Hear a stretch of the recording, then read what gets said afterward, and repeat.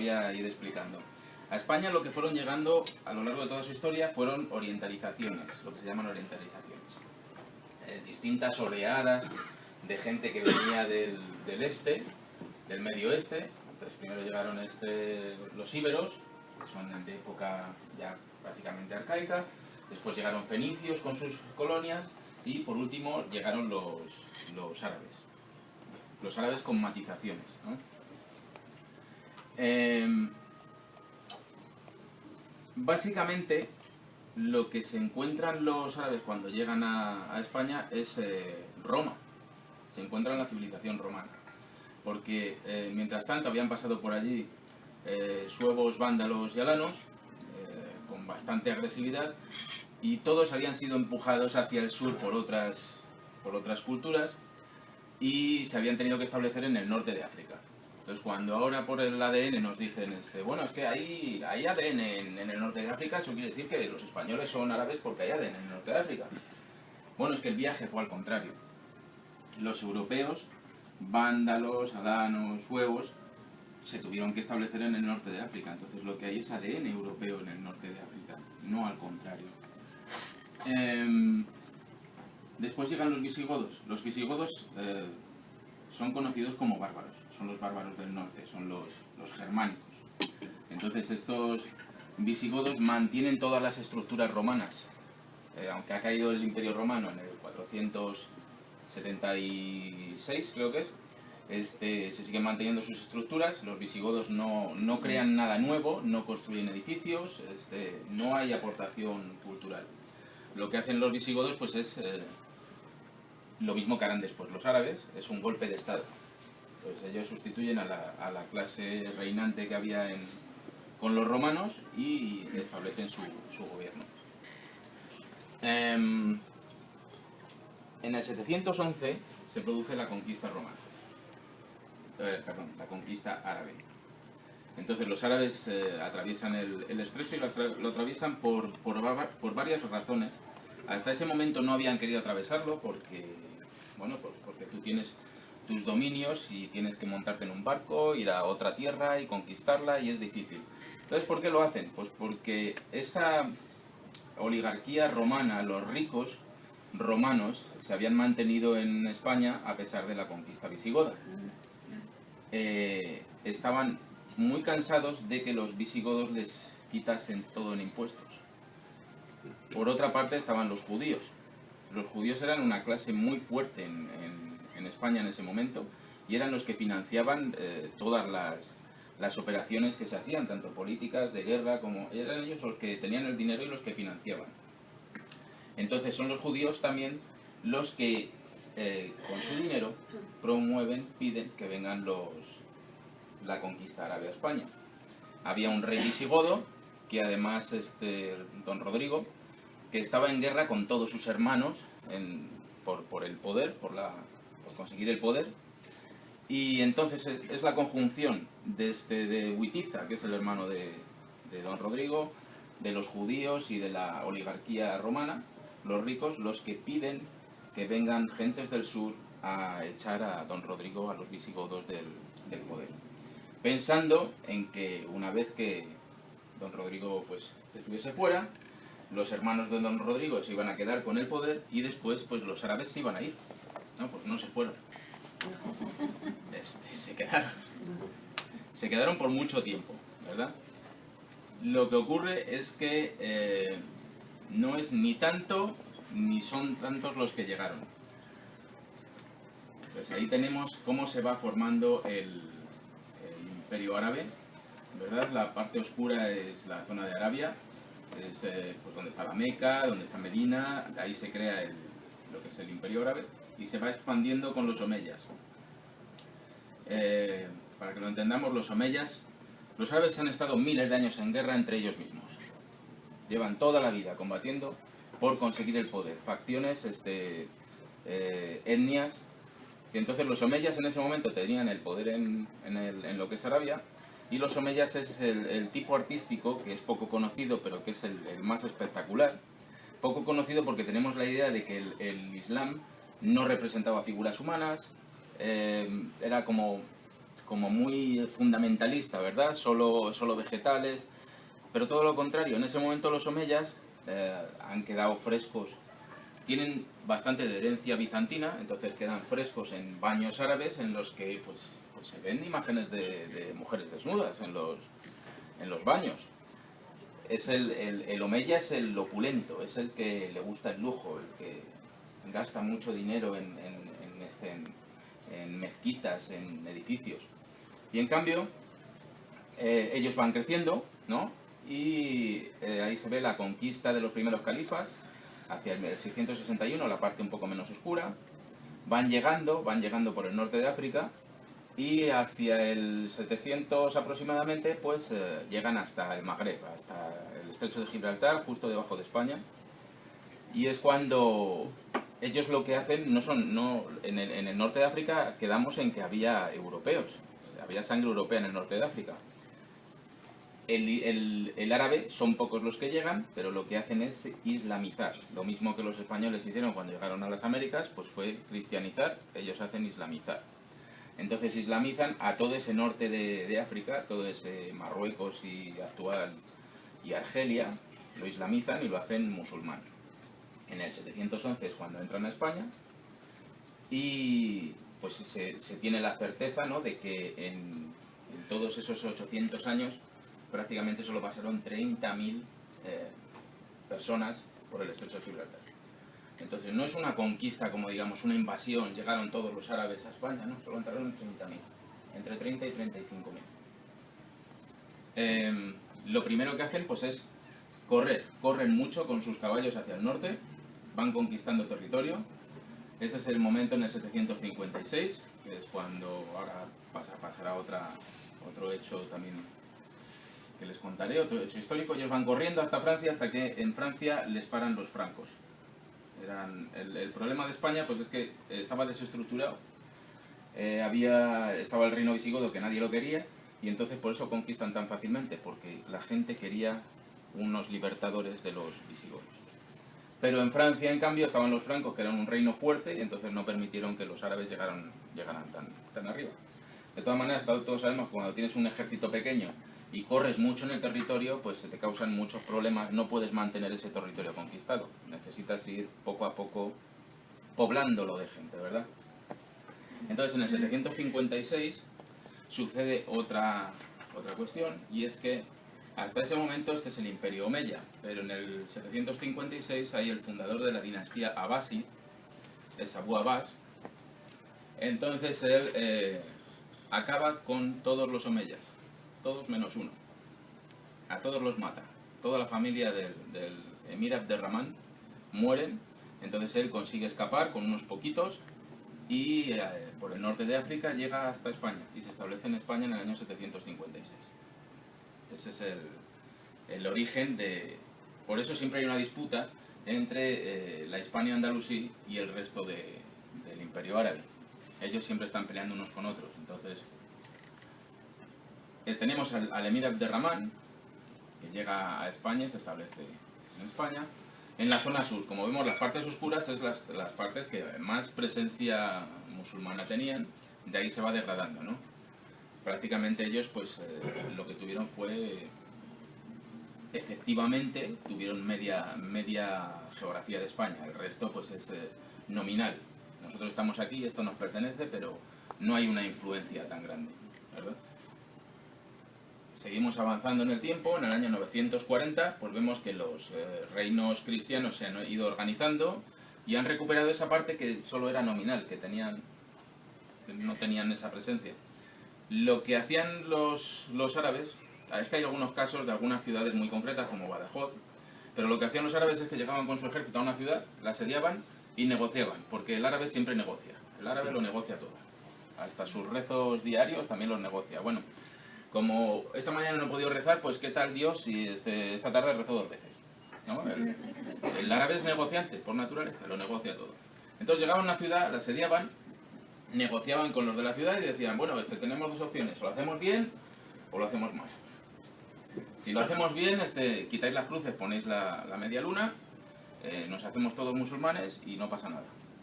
Y nosotros mantenemos el poder. Si lo hacemos mal, pues arrasamos la ciudad. Y como pasó en Badajoz, pues arrasaron la ciudad.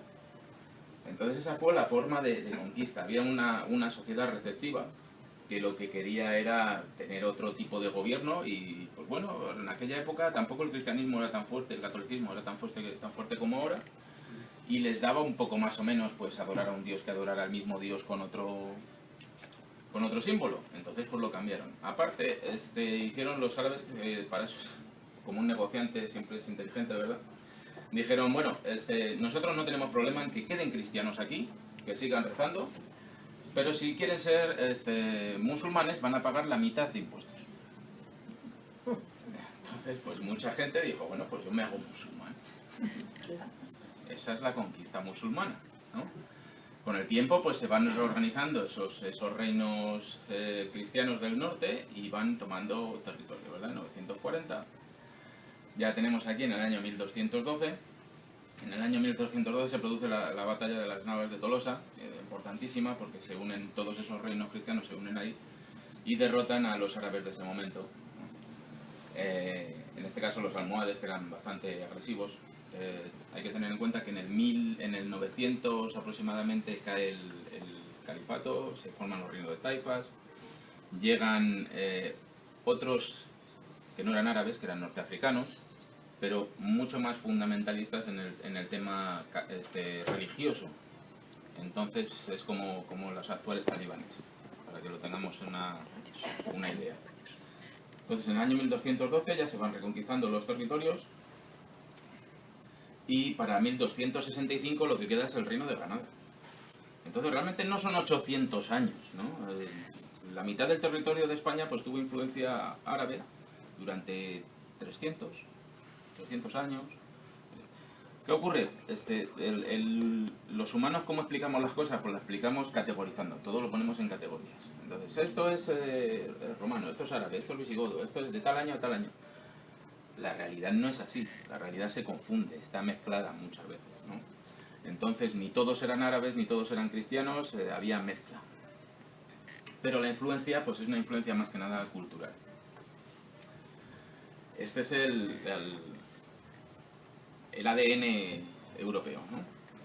El R1 es el que comparten todos los europeos y lo que vemos pues es que el origen se ve perfectamente ahí en la zona en el norte de la India y pues por las distintas orientalizaciones se van hacia lo que es la parte cálida de Europa y a la parte occidental. Hablar de que la mayoría de las personas, o sea que hay una mezcla árabe en España, pues es un poco una locura. Ahora mismo el ADN que queda norteafricano en España pues está establecido en una investigación bastante seria que se hizo en un 3%. Y en ese 3% se incluyen los fenicios, los íberos y los árabes. Con lo cual, de esa conquista árabe del año 711, pues igual hay un 1% de sangre árabe en España. Y esto lo ha demostrado el ADN, o sea, no es una investigación seria, no es muchos prejuicios de la gente. O sea, ni fue tanto tiempo, ni fue fue una conquista cultural. Ahí verán que en el centro de África, pues hay una manchita azul, ¿verdad? Entonces, ¿cómo puede ser que el ADN europeo se haya ido ahí? Pues es que en 1502, cuando los españoles expulsan a los moriscos definitivamente de España, que tampoco fue una expulsión les dieron muchas opciones, primero de convertirse, después cuando los expulsaron, como aquí en Estados Unidos el que hace el trabajo básico pues es el mexicano, que si los expulsas, ¿quién hace el trabajo básico? Pues en España pasaba lo mismo, si expulsamos a los moriscos, que son los que construyen las casas, los que hacen, pues entonces nadie lo hace. Los hijos de los ricos no lo van a hacer. Entonces esa expulsión de moriscos tan famosa y pues no fue tal. Con el tiempo muchos de ellos fueron regresando a España y fueron regresando también con el compromiso de convertirse al cristianismo. No hay barreras, no hay líneas, no es algo drástico. Entonces cuando se expulsan a esos moriscos, que los moriscos realmente tampoco, había muy pocos que tenían sangre árabe, eran muchos europeos que eran musulmanes porque habían nacido en el Islam, pues cuando los expulsan se van al centro de África y ahí establecen un reino. Por eso está esa manchita ahí, en el centro de África, porque había unos musulmanes europeos que había unos musulmanes europeos que se fueron ahí porque los expulsaron. Un 3% aproximadamente. El trabajo que yo estoy haciendo, la tesis doctoral es en España, lamentablemente, y digo lamentablemente para mí, pues lo que se trata de establecer es que el doctorando sea capaz de hacer una obra grande. Entonces tienes que hacer unas tesis doctorales al peso, de 700, 800, 900 páginas. No es como aquí en los Estados Unidos, pues que con 2 años y 100 páginas de extractar la información, pues ya tienes tu doctorado. En España es todo lo contrario, tienes que escribir 700, 800 páginas. Cosa que me está llevando pues, años. Y ya estoy, por decirlo, ya, o ser honesto, estoy cansadísimo de la tesis doctoral, todavía me quedan 200 páginas por redactar, Casi, 200 ya está terminado. Sí, ya está casi hecho, pero... Entonces, de lo que se trata es de explicar, hacer... fue un encargo que me hicieron, porque además el tema árabe en España es un tema que nunca me interesó. Entonces, trabajando a este nivel estoy trabajando como profesional, no es como la historia de Texas, que sí me está motivando y estoy investigando bien en ella, pero el tema árabe pues nunca me motivó, entonces estoy haciendo una investigación como profesional, pero con relativa motivación, lo cual es un peso añadido sobre el trabajo. Vamos a ver, necesito grabar esto.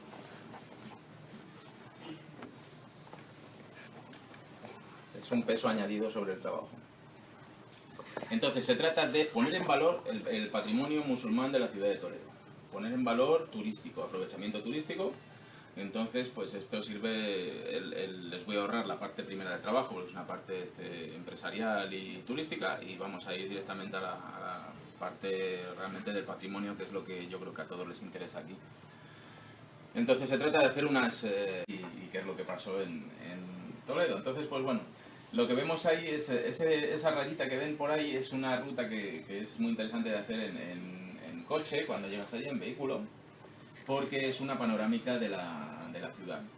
Y luego pues ya las estrellitas son los puntos específicamente islámicos que hay en Toledo, que no son muchos, porque durante 500 años pues el cristianismo y el imperio español lo que ha tratado es de ocultar el pasado islámico que había, hasta que ya hace no muchos años, pues se ha llegado a una paz con el resto de la historia y se ha aceptado que realmente pues hay una cultura musulmana que pasó por España, que estuvo durante mucho tiempo y se está empezando otra vez a trabajar en ello. Pero ¿qué ocurre? Que en España ha habido muchos periodos históricos.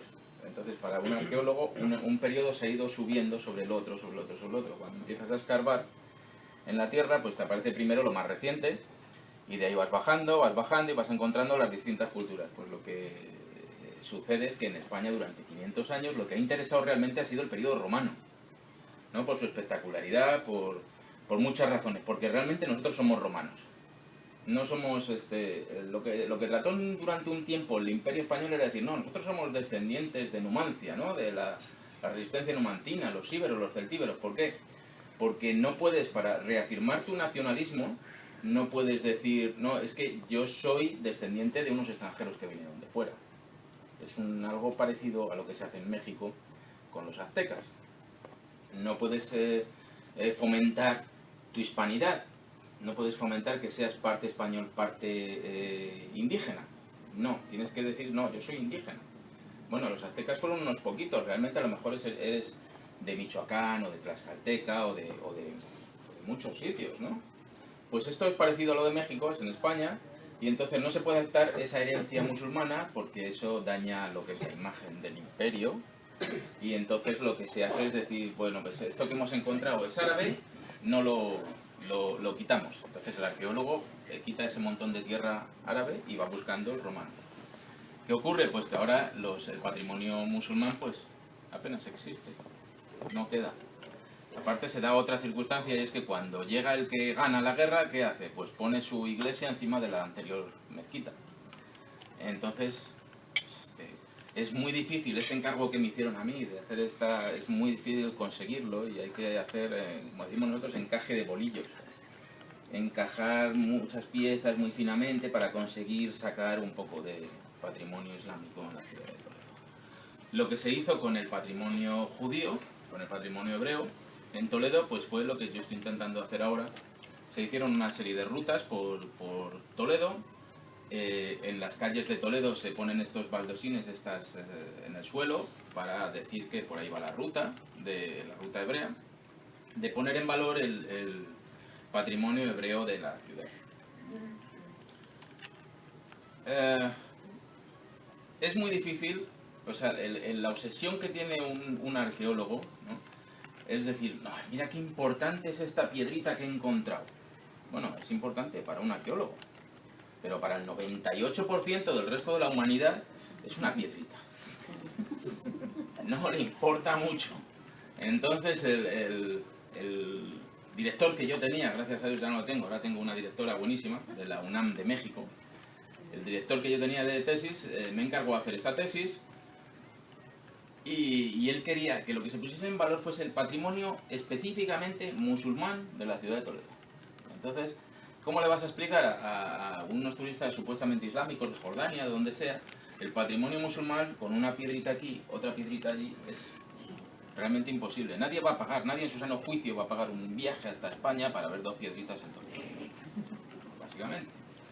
Entonces, lo que se trata es decir, porque realmente Toledo, en su configuración actual, es una ciudad musulmana. La configuración que tiene de las calles.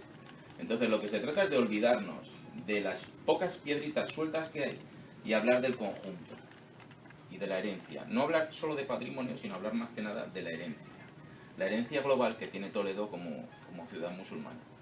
¿Y qué es lo que había que hacer? Pues había que incluir no solo el árabe, sino el mudéjar. Mudéjar eran los árabes que se quedaron en España cuando la conquista. Cuando llegan los cristianos, conquistan ya toda España, los árabes que se quedan y que aceptan el cristianismo, pues a eso se los llaman mudéjares.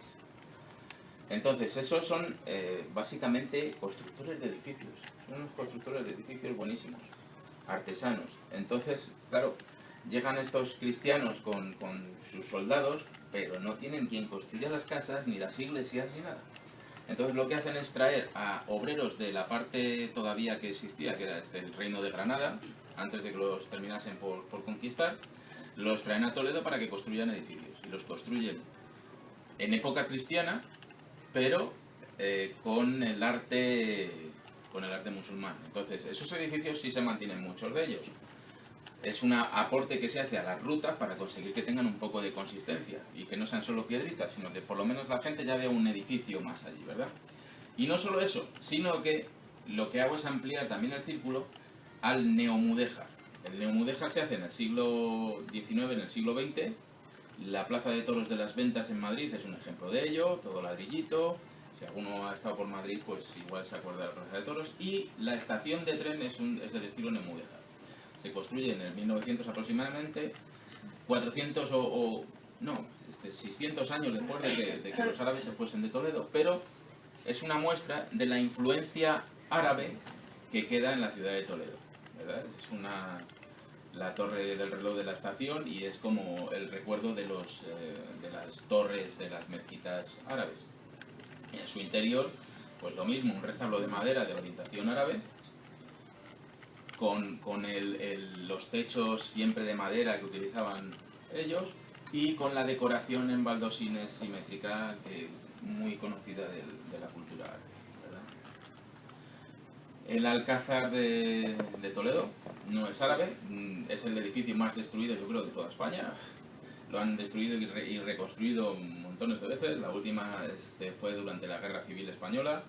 Anteriormente el ejército de Napoleón, antes de salir corriendo de España, pues lo quemó. Y por supuesto de la época árabe pues no queda mucho de ello. No puedo presentar en una guía turística el Alcázar de Toledo en su versión actual comparado como era antiguamente, ¿no? O sea, es que no queda nada. Lo que se ha hecho es que dentro del Alcázar hay un museo del ejército, el Museo del Ejército Nacional en España, y dentro tienen representaciones de cultura árabe.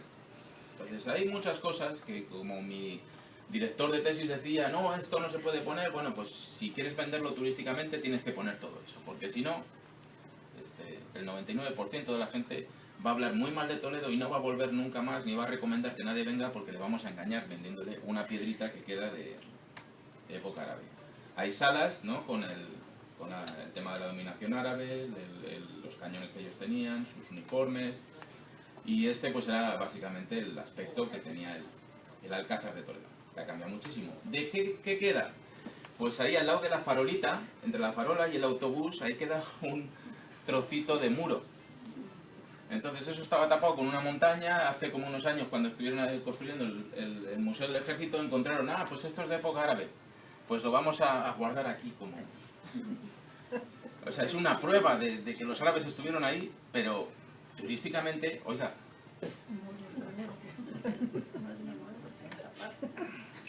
Entonces tenemos este es el puente de Alcántara. El puente de Alcántara significa el puente. Alcántara es el puente. Entonces el puente del puente, ¿no? Si lo traducimos. No es árabe, es romano. Todos los ingenieros buenos fueron los romanos, a partir de ahí poco se ha inventado. Pero tuvo su importancia en época árabe porque los árabes lo que hicieron, no existía esa torre que ven en primer plano, ni otra puerta que hay aquí. O sea, no se puede reconocer la herencia árabe en el puente de Alcántara. Solo el nombre. Esa es la torre que no existía. Y lo que se hicieron los árabes fue la puerta de Alcántara. Al otro lado del río, lo que hicieron fue una fortificación para que, bueno, sí, el puente lo destruyes, y luego vienen a conquistarte. A lo mejor pueden atravesar el río, pero ya lo que les va a costar mucho es atravesar la puerta, ¿no? Entonces se ve, en la parte de abajo se ven unos bloques grandes, esos de época romana, y en el resto en ladrillo y mampostería que está en la parte de arriba, y el arco es musulmán, ¿no? Lo único que queda en el puente es este arco de época musulmana, y está en la parte de abajo en un recorrido que es difícil, imposible para cualquier persona en silla de ruedas, pero es para jóvenes expedicionarios, porque los mayores no pueden. Entonces, claro, poner en valor el patrimonio musulmán en Toledo pues es realmente difícil, porque no es que no queda nada. Puedes ir explicando cositas, ¿no? Las reconstrucciones que se han hecho pues siempre se han hecho favoreciendo la cultura cristiana. Esta es la parte interior de la puerta que estábamos viendo. Entonces es un sistema difícil, ¿no?, para que si alguien entra por esa puerta, pues desde arriba los flecheros pues los acaben, ¿no? Eso es típicamente árabe. Sí. Ese sistema. Sí. Pero claro, viene un turista y ¿qué le explicas? Si lo hemos cambiado todo prácticamente. Entonces estos son los baños.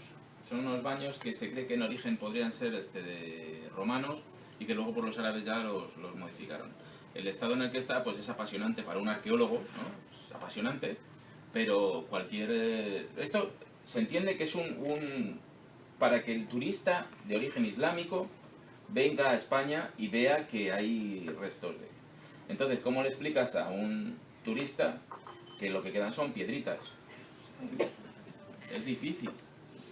Esta es una vista, pues ya la conocen todos, desde el parador de Toledo, una vista del ¿cómo lo llaman aquí? El skyline, ¿no?, de Toledo. Allí pues está la catedral con la campana gorda, y luego a la derecha pues ven el Alcázar. Esta es desde la parte sur, la anterior del Alcázar se la enseñé desde la parte norte. La vista nocturna, pues como ven, espectacular, ¿no? Toledo desde cualquier punto. Hay una frase de Ortega y Gasset, él decía, Toledo desde cualquier punto es maravilloso, es espectacular, o sea, no te quedas sin palabras. Esto es lo que, pues sí, más o menos podríamos atribuir más a la cultura árabe, pero se construye una vez que ya en el año 1100 aproximadamente, y los árabes los echan en el 1080. Entonces se construye después de los árabes, y lo único que se puede decir ¿pero por qué fue? Pues porque los artesanos y los constructores árabes los traían de fuera para que construyesen esto. Pero tiene cosas defensivas pertenecientes a Bizancio, la época bizantina. Entonces también se atribuye a que algunos cruzados, en su vuelta de las cruzadas, pues pasaron por allí y les explicaron a los artesanos cómo tenían que construir las cosas para poder defenderse, ¿no? Si venía otra invasión. Esta es la iglesia de Santiago en el Arrabal. Lo que conserva la iglesia es de arte mudéjar, lo que conserva pues es de esa época, pues son la parte baja de la torre. Esta es la puerta del Sol y de la Luna, que todo el mundo atribuye a época árabe, pero no es de época árabe. No, todos como tienen ese arco de herradura, ¿no? Pues todos piensan que es de época árabe, no lo es, porque se superpone también otro arco que es apuntado, que es más posterior, más del gótico. Lo que queda realmente ahí es una influencia enorme, ¿no? de la cultura musulmana, y se nota en la ciudad, pero si uno mira el recurso por recurso, pues realmente no hay esa herencia. ¿Qué nos ocurre? Hay muchos turistas musulmanes que son pues muy religiosos, ¿no? Entonces no puedes explicarle a un que has agarrado su mezquita y la has convertido en iglesia, porque lo va a ver como una profanación, ¿no? Entonces o ha desaparecido el patrimonio, o lo hemos modificado con una cultura posterior. Este es el resto más importante que queda de la cultura musulmana en Toledo, que es la mezquita del Cristo de la Luz. Bueno, es la mezquita de Bab al-Mardum, pero luego se transformó en la iglesia del Cristo de la Luz. Por otra cuestión también, que había un muro, entonces llegaron hace 200 años, tiraron el muro y se encontraron una vela encendida detrás del muro. La mitología siempre, la leyenda, ¿no? Entonces eso fue un milagro, encontrar una vela encendida 600 años ahí detrás de un muro. Entonces por eso se le llama el Cristo de la Luz. Entiéndanlo, no es una falta de respeto hacia mí, hacia la creencia religiosa, ¿no? Porque cada uno, las creencias son intocables, pero si hay una parte de mitología y de leyenda que... Yo siempre digo que la Biblia está para interpretarla, o sea, pero no se puede tomar al pie de la letra. Porque al pie de la letra, científicamente, pues cualquier niño de colegio la podía desmentir, pero la tienes que interpretar. Si la interpretas es cuando llegas al fondo de la cuestión en la Biblia. Lo que les explicaba antes, lo que ven ahí abajo es una calzada romana. Entonces esa calzada romana ha estado oculta pues hasta hace 20 años aproximadamente, que es cuando se hizo la remodelación de la mezquita del Cristo de la Luz. Se va escarbando y lo que se encuentra... Primero se van encontrando capas y a donde llegamos es al romano. Pues el romano es lo que más nos interesa decir que... Porque sí, realmente somos herencia romana. O sea, no somos herencia de otro sitio. Ahí en la parte exterior es donde más se mantiene Y lo que es una maravilla, pues eso está escrito en árabe, hecho con los propios ladrillos. Entonces hay una inscripción ahí arriba en la mezquita, con los propios ladrillos de distinto color, y tiene una leyenda árabe ahí. Esta es la parte interior. Es una mezquita muy pequeña, es un edificio muy pequeño, y como ven, cada uno de los 9 arcos, de las 9 cúpulas que tiene ahí, pues son de distinta... Esta es la parte interior. Entonces ahí se ve como pues hay 4 columnas que separan de las 9 cúpulas que ya estábamos viendo arriba. Esta es la catedral. Entonces la catedral no es musulmana, evidentemente, pero lo que les hablaba antes es que llega el cristiano y construye encima del musulmán. Y el musulmán había construido anteriormente por encima del visigodo y del romano. O sea, ahí había una iglesia romana y visigoda, llega el musulmán y construye su mezquita encima de la iglesia. Y después llega el cristiano y construye la catedral encima de la mezquita. La mezquita Al-Jama, o mezquita principal de Toledo, está debajo de la catedral. El arqueólogo no la puede excavar por razones evidentes. Para encontrar unas piedras ahí de unos cimientos no vas a derribar la catedral de... Entonces, volvemos al objeto de mi tesis. ¿Cómo le enseñas a un musulmán que su mezquita está ahí abajo? Muy bien, pero no estoy viendo nada. Esta es otra de las mezquitas de Toledo. La calle es tan estrecha que la foto solo puede ser tomada en esta posición. La calle tiene 2 metros de ancho nada más. Entonces la parte de abajo Era pues un rico árabe donó el solar. La parte de abajo era había unas edificaciones que eran fuentes que estaban dentro del edificio, pero que por una ventanita cualquiera llegaba y dejaba una monedita y se llevaba su vaso de agua. En un sitio como Toledo, tan cálido y tan pues... Entonces, los ricos a veces hacían esto como forma de... como aquí se hace el voluntariado, se hacen de aporte a la sociedad. Y en la parte de arriba pues construían una mezquita o madrasa, que eran las escuelas árabes. No hay forma de hacer una foto de frente, es imposible. La parte interior, pues como la vemos, está ahí. Este edificio, a pesar de estar reconstruido, Toledo no ha permitido su visita hasta hace muy poquito. Entonces, si ya lo poco que hay tampoco lo abres al público para que lo vea, pues la situación es terrible.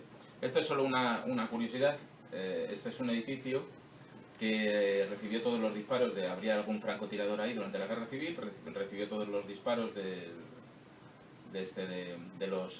bando republicano, y ahí se han mantenido todos los disparos en el edificio. Los hay hasta la parte de abajo, en la parte de abajo también hay una puerta de hierro, pues ahí lleva 70 años el edificio sin tocarse, no se ha tocado, no se ha hecho nada con él, y se encuentran todos los agujeros de las balas.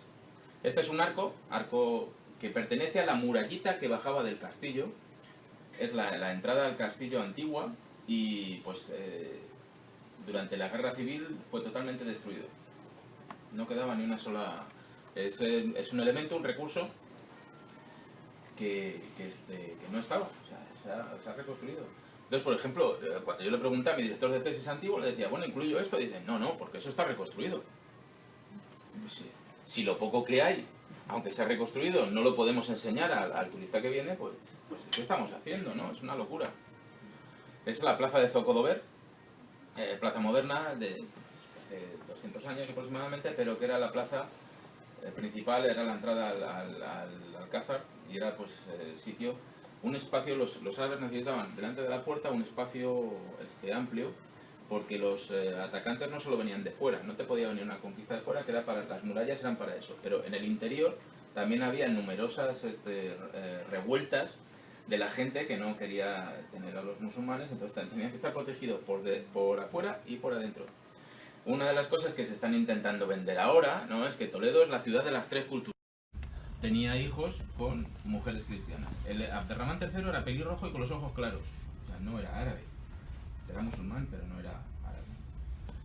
Entonces, cuando los cristianos van expulsando, el hijo de hombre árabe y mujer cristiana, pues está criado en el Islam, y entonces es un árabe. Los echan. Pero por ley religiosa, saben que es muy fuerte la ley religiosa contra los árabes, las mujeres musulmanas tenían prohibido relacionarse con los cristianos. Entonces, el hijo de padre cristiano y madre musulmana es cristiano, se queda arriba. Eso es la poca mezcla que queda en la sangre española, pero el que está...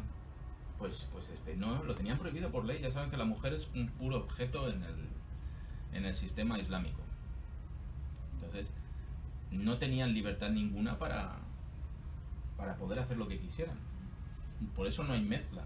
Cuando llegan los cristianos van expulsando y los expulsan a todos hacia África. Seguimos, estos son los baños árabes. Pero una de las cosas importantes que hay ahora mismo en el turismo es que la gente que va a visitar pues muchas veces es muy mayorcita. Y algunos pues van en silla de ruedas o van en... Y parte de los monumentos que hay en Toledo pues es que son inaccesibles para estas personas. O sea, es básicamente un pequeño desastre. Está muy bien para los arqueólogos, con su sombrerito y al estilo Indiana Jones, pero para el resto que... Aquí tenemos una vivienda islámica, como se ven dentro ahí los arcos que se encontró. Esto está al lado de la catedral justamente, y por esa puertecita de la derecha, por ahí se entra. O sea, está como medio escondido, ¿verdad? Una vista nocturna de la puerta de Bisagra. Esta la construyó Carlos I, entonces pues no es islámico, pero bueno, se la traigo para que tengan un poquito de... Esto tampoco esto se recuperó. Es una lámina de agua de un espesor muy pequeño, es una laminita, pero los árabes la construyeron en su momento, esta es otra reconstruida, la construyeron en su momento porque se ve reflejada ahí la silueta de Toledo, entonces el jardín árabe, la relación de los árabes con el agua es muy importante, ¿verdad? Esta es una rueda que inventó un ingeniero árabe para llevar agua hasta la parte alta de Toledo, y está en el río Tajo, y está bien reconstruida, evidentemente de esto no quedaba nada. Una de las puertas, uno pasa por allí y es un edificio. ¿Qué es este edificio? Pues es una puerta. Pero lo que ocurre es que esta puerta, el nivel de la calle ha ido subiendo tanto que casi la ha tapado. Entonces la puerta real está como 3 metros por debajo del... Y para llegar a ella, pues tienes que meterte por estas escaleritas a esa puertecita y bajar por... Hay que bajar... O sea, yo no puedo... Como guía turístico, o sea, la capacidad de carga que tiene este elemento es de 1 o 2 personas.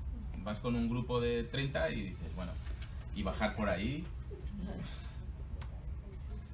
Una de las cosas importantes que tiene Toledo pues es la artesanía, en muchos aspectos, y la artesanía que tiene el acero de Toledo fue el mejor en su época, con mucha diferencia.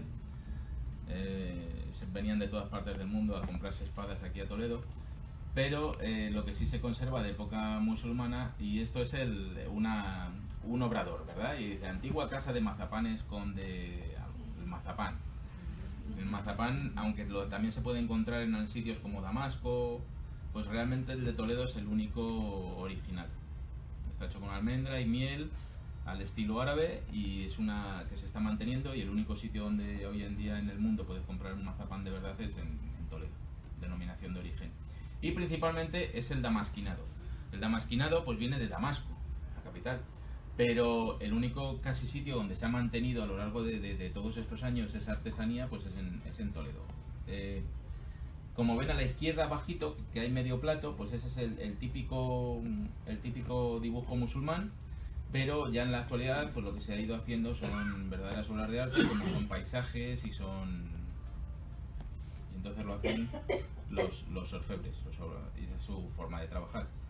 Sí, ahora llega la invasión de tecnología china, que lo está haciendo con máquinas, pero no tiene el mismo valor que un artesano que se pasa ahí un mes para hacerte un platito de...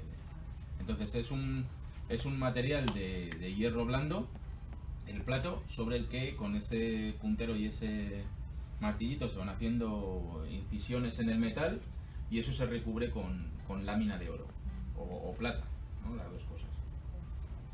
Es un laborioso.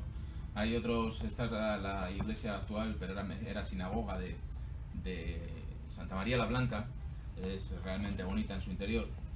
¿Y esto quién lo hace? Pues lo hace el dinero hebreo, está encargada por hebreos, es una sinagoga, un poco antes de que los expulsasen de allí, de toda España prácticamente, pero lo hacen artesanos que vienen del reino de Granada, de la parte árabe, ¿no? Entonces por eso pues, se les atribuye a ellos.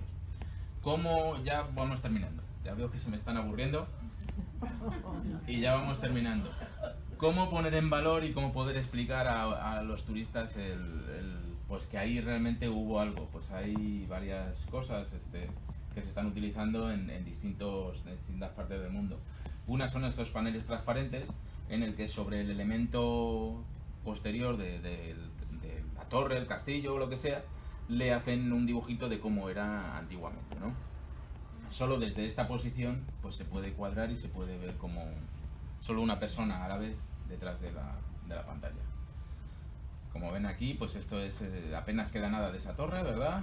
La tienen aquí, pero sin embargo, pues oye, era un arco del triunfo impresionante de época romana. Pues ahí se utiliza una pantallita porque lo que nos dice ¿Hasta qué punto el caso de Córdoba es paralelo o diferente que el de Toledo? En particular, referente a la mezquita de Córdoba, catedral, por ejemplo. Sí, hay mucho paralelismo. Si te refieres a que cuando llega el cristiano construye encima del árabe, sí, totalmente, porque, bueno, ahora no tengo internet, no te lo podía mostrar, pero la catedral está en medio de la mezquita. O sea, a ambos lados de la catedral pues están las salas con columnas de la mezquita. La mezquita de Córdoba, porque esa es otra de las los temas que sean siempre la fama que tiene, ¿no? De que el árabe siempre construye hacia la mezquita. Bueno, pues la única mezquita que yo conozco que está construida de cara a la Meca es la de Medina Zahara, en Córdoba, que es el palacio califal que se construyó nuevo totalmente en un descampado que había a las afueras de Córdoba. Ahí sí está totalmente orientada a la Meca. Pero la mezquita de Córdoba es que en su momento era un mercadito con una iglesia, antes de que llegasen los árabes. Era un solar que tenía sus medidas y tenía la orientación que tenía. Entonces lo que hacen es que cuando construyen, ellos dicen, el solar puede estar orientado hacia así, pero si yo tengo la Meca hacia allí, lo que hago es que pongo el oratorio, lo pongo en la parte donde está la Meca, para que todos oren de rodillas hacia la Meca. Los árabes habían aprendido mucho de astronomía de los griegos y de los indios. Es otra de la mitología que hay, ¿no? Los árabes hacían de todo, inventaron todo, no. Los árabes adoptaron todo por los sitios donde lo iban conquistando. ¿Quién lo trajo a España? Lo trajeron ellos, evidentemente. Pero no es una invención suya. Los números que denominamos arábigos realmente no son arábigos, son origen hindú. Tienen origen en la India. Entonces, pues sí hay un paralelismo en ese aspecto, si era lo que preguntabas. Es siempre sobreponer no sé si alguien habrá estado en la Alhambra de Granada. Sí. Pues en la Alhambra de Granada, en medio de aquel palacio maravilloso que tenían que construir los árabes, pues hay un palacio renacentista en todo el medio. Es el palacio de Carlos I. Entonces, ¿qué llegas? Tú como poder nuevo, pues pones los poderes que son la iglesia y el palacio, lo pones encima de la anterior cultura. Así es como se ha hecho siempre las cosas. Y pensarlo de otra manera, pues ahora lo que se está haciendo en España y en muchos sitios es que se está utilizando políticamente la historia. Entonces, dependiendo de la orientación que tenga uno, si es de izquierdas o si es de derechas, pues defiende más una parte o defiende más la otra. Tenemos con el tema indígena en América, pues hay una posición muy fuerte